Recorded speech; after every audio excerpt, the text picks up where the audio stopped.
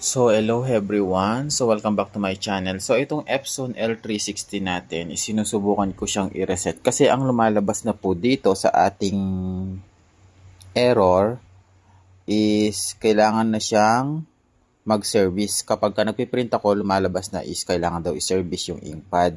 So, meron akong meron akong resetter dito, mga idol. So, ang ginawa ko is kapag ka nire-reset ko siya, ang nangyayari, no, bigla siyang nagahang.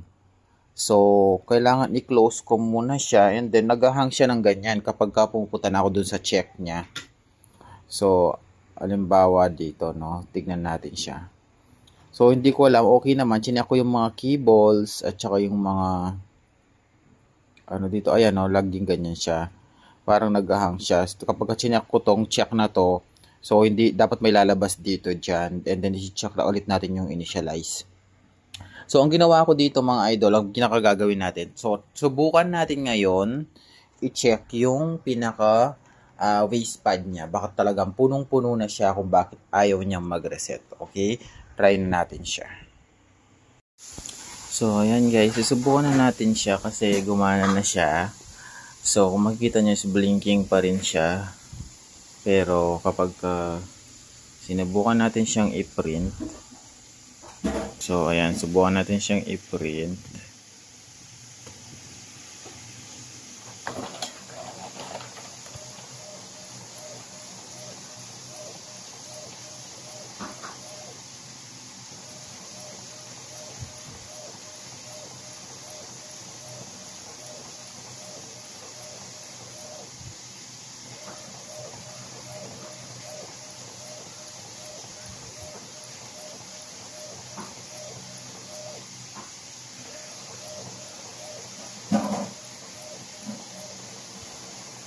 So, ayan guys, na-print na siya. Okay na siya.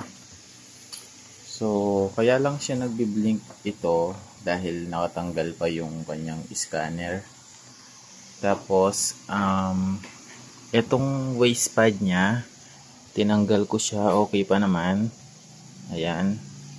So, check nyo lang yan. And then, yung nyo na na-print, kailangan i-cancel nyo siya.